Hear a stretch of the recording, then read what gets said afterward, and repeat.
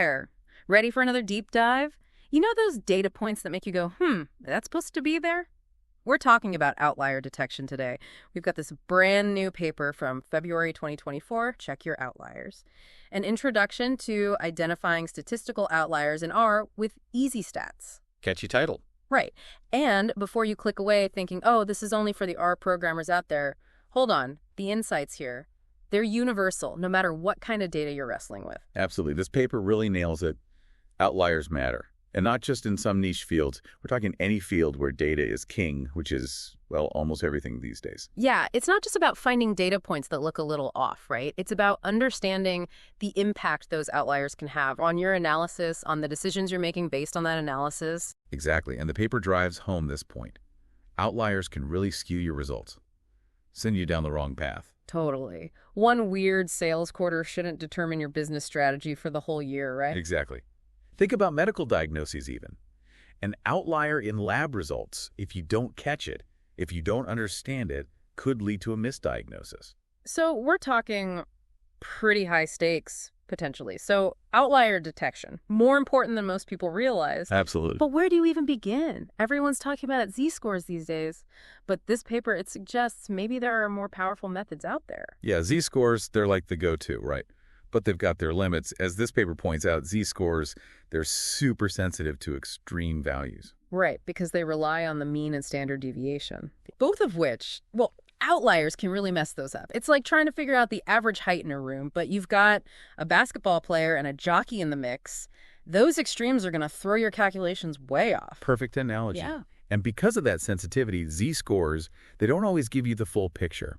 Especially when you're dealing with data that's, well, let's just say, doesn't quite fit that perfect bell curve shape. Makes sense. So if z-scores aren't always the answer, what do we use? The paper mentioned this thing called MAD. MAD-D. Yeah. What is that, and how does it help us wrangle these outliers? So MAD stands for median absolute deviation. And it's a way tougher method for really pinning down those outliers. Okay, tougher how? Well, instead of relying on the mean, which we just talked about, how it can be influenced by extremes, MAD focuses on the median. The median? You mean the middle value in the data set? Right. So it's like instead of looking at how far each point is from the average, which might be skewed, we look at how far things are from the middle ground.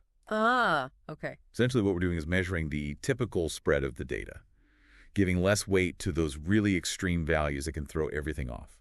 So if z-scores are like judging a book by its cover, MAD is like reading a few random pages to get a feel for the writing? That's a great way to put it. And maybe it's less influenced by those attention-grabbing outliers. It gives you a more stable, more reliable picture of the data's true spread. Interesting. So MAD sounds like a good way to handle outliers when you really want to understand the spread of data. But data, it's rarely just one thing, right? It's a whole bunch of variables at once. How does outlier detection work when you're dealing with that kind of multidimensional data? You're right. It gets even more interesting when we move from univariate data, looking at just one variable by itself, to multivariate data. Now we've got multiple variables all interacting with each other. That sounds a lot more complicated, like trying to find a needle in a stack of needles. It kind of is. And the paper talks about how our old friend, the z-score, it might not be the best tool for this job. It's like trying to understand a whole city just by looking at its population density, you know. You've got to consider other things, too, like infrastructure, economic activity, the cultural landscape, to really get the full picture. So, different tools for a different job. What does the paper suggest for tackling outliers in this multidimensional world? Well, they introduced this method called the minimum covariance determinant. Catchy. Right. MCD for short. Imagine plotting all your data points in multidimensional space. And MCD is trying to find the subset of those points that are clustered together the tightest, ignoring the ones that are scattered far away, like find the heart of a city where most of the action is. So instead of just looking at single variables, MCD is looking at how those variables relate to each other. Exactly. And by focusing on that core cluster, MCD can find outliers that you might not see if you were just looking at the variables one by one. The paper gives this great example. Say you're looking at height and weight data. Someone who's really tall and heavy might get flagged as an outlier by MCD, even if their height and weight are like proportionally normal. Interesting. So even with a method as tough as MCD, context is still king. You can't just blindly plug in the numbers. You have to think about what the data actually means. Exactly. And that brings us to another important concept the paper talks about, Mahalanobis distance. Okay, how does that fit in? Think of Mahalanobis distance as a way to measure how far a data point is from the center of a cluster of data. Ah. But it takes into account the correlation between different variables. Like if you're calculating the distance between 2 points in a city, but instead of a straight line, you're following the roads, accounting for traffic patterns. So it's like the streetwise cousin of Euclidean distance. Exactly.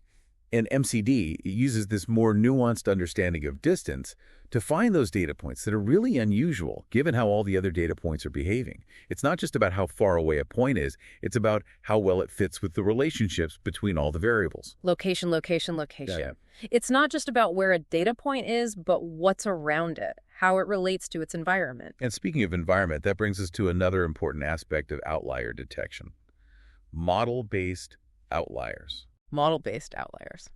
Okay, now that sounds really interesting. What are we talking about there? So this is where we bring in the big guns, statistically speaking. We've been talking about finding outliers just based on, their raw distances in the data set. But what if we care about how those outliers are messing with our models? The stories our models are trying to tell us. That's where Cook's distance comes in. Cook's distance. Okay, I'm intrigued. Tell me more. Imagine you're trying to predict, say, a person's weight based on their height using a regression model. Cook's distance tells us if any one data point is having too much influence on that prediction line.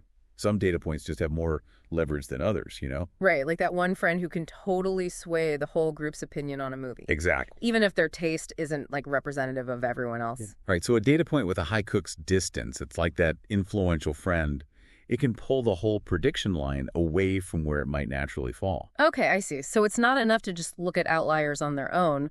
We have to think about the whole context of our analysis, right? The questions we're trying to answer. Exactly. And this ties into another important point this paper makes. Not all outliers are created equal. How so? Well, some outliers are just errors. Some are actually interesting. And some are just random. It's like going through a box of old photos, right?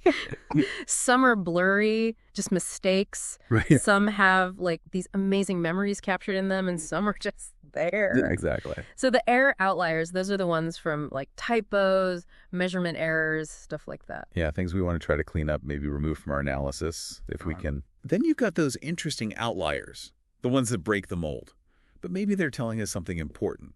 They could be pointing to new trends, new insights, challenging our assumptions. Those are the ones we want to dig into. And the random ones, those are just statistical noise? Pretty much. Part of the natural variation you're always going to have in data. Okay, so for our listeners, what's the key takeaway here when it comes to dealing with these different kinds of outliers? I think the biggest thing is transparency. However you decide to deal with your outliers, be upfront about it, document your thought process, and if you can, share your data and your code so other people can understand how you got there. Because really, outlier detection isn't about blindly applying some formula, right? It's about being a data detective. I like that. Figuring out the stories our data is telling us, and approaching outliers with a healthy sense of curiosity. Couldn't have said it better myself. Sometimes the weirdest, most unexpected data point can lead to the coolest discoveries. Well, that's a wrap on another deep dive. We went from z-scores to Cook's distance, explored the wild world of outliers. And hey, remember what we talked about? Outliers, they're not always problems to be solved. Yeah. Sometimes they're invitations to dig a little deeper, see what secrets our data might be hiding. Absolutely. That's all from us this time. Until next time. Keep asking those thought-provoking questions. We'll be here with more answers.